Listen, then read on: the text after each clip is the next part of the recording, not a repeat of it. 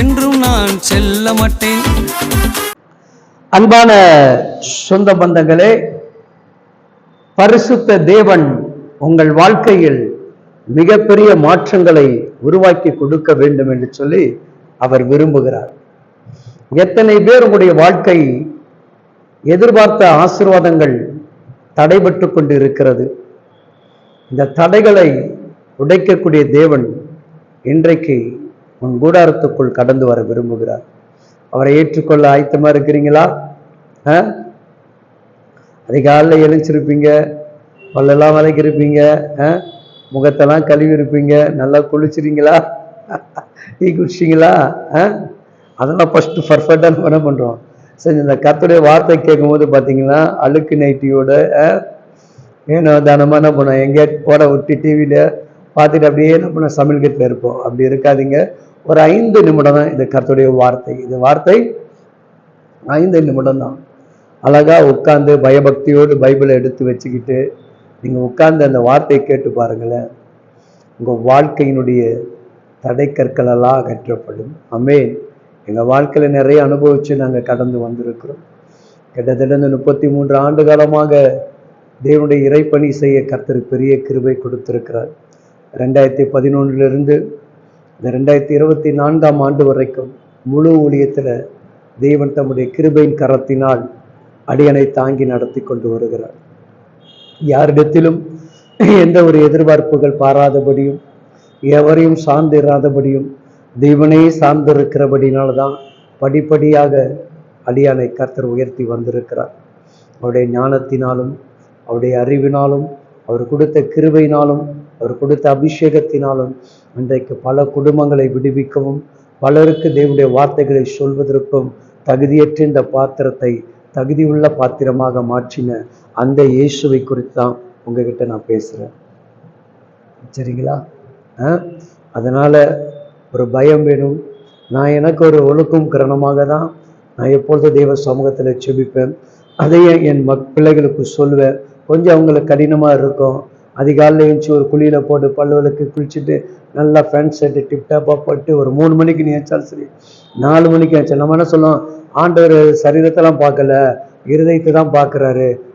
இருதயத்தை தான் பார்க்குறாரு. அது நிச்சயமாக இருதயத்தை தான் பார்க்குறாரு. அப்படியே அழுக்கோட போய் ஆபீஸுக்கு அழுக்கு நைட்டியோட அழுக்கு ட்ரெஸ்ஸோட சர்ச்சுக்கு போய் பாடுறான். என்ன சொல்லுவாங்க? என்ன சொல்லுவாங்க சிஸ்டர் பிரதர்? சொல்லுங்க, ஏற்றுப்பாங்களா? என்னம்மா ஆபீஸுக்குன்னு ஒரு ஒழுங்கு தரணும் இல்லை கேட்பாங்களா? கேட்க மாட்டாங்களா? நம்முடைய தேவன்கிட்ட இருக்குமா? நிறைய பேர் நமக்கு தவறான ஒரு உபதேசம், தவறான ஒரு வழி நடத்தல் நம்மை நடத்தி கொண்டிருக்கிறார்கள். சூழ்நிலையை அறிந்துதான் உன்னை என்னை ரட்சித்தார். நெருக்கத்தில் இருக்கிறது தான் உன்னை என்னை அறிஞ்சார். சரிங்களா? அதனாலதான் சொல்லுகிறேன், என் தெய்வ பிள்ளைகள் அதிகாலை எழுந்தபோது நீங்கள் அழகா ஃப்ரெஷ்ஷா இருந்து ஆண்டோடைய சமூகத்துல நின்று பாருங்க. உங்க வாழ்க்கையில நான் தெளிவா சொல்லுவேன், தோல்வி என்கின்ற சூழ்நிலையே உங்க வாழ்க்கையில வராது. செக் பண்ணி பாருங்க. 2 மாசம் நீங்க காலையில எழுந்துச்சு நல்லா ஃப்ரெஷ்ஷா குளிச்சுட்டு பல்லு வளைக்கிட்டு நல்லா ஃபேன் ஷர்ட்டை போட்டு நல்ல புடவை கட்டிட்டு பைபிள ஒரு வசனத்தை வாசிச்சு செவிச்சு பாருங்க. 2 மாசத்துல உங்களுடைய வாழ்வை கடவுள் எவ்வளவு அழகாக ஆசீர்வதிக்கிறார் பாருங்க. நான் ஒரு வசனத்தை மட்டும் சொல்லிவிட்டு நான் உங்களுக்காக செபிக்கிறேன். சங்கீதம் 29ஆம் அதிகாரத்துல அழகாக சொல்லுகிறது. 11வது வசனம் சொல்லுகிறது, கர்த்தர் தம் ஜனத்துக்கு பலனை கொடுப்பார், கர்த்தர் தம் ஜனத்திற்கு சமாதானத்தையும் அருளச் செய்வார், அவர்களை ஆசீர்வதிப்பார். இந்த ஆசீர்வாதங்கள்லாம் நீங்க பெறுவதற்கு முதலாவது உங்களை நீங்க என்ன பண்ணணும்? உருவாக்கி கொள்ளணும். தகுதி உடையவர்களாக உங்களை நீங்க மாற்றிக்கொள்ளணும். அப்போ அவருக்கு ஏற்ற அந்த ஒழுங்கும் கரணம் இல்லையா? பள்ளிக்கூடத்துல உங்க பிள்ளைய அப்படியே அனுப்பிச்சு விடுவீங்களா? தலைகளை வாராம பரட்ட தலையை அனுப்புவீங்களா?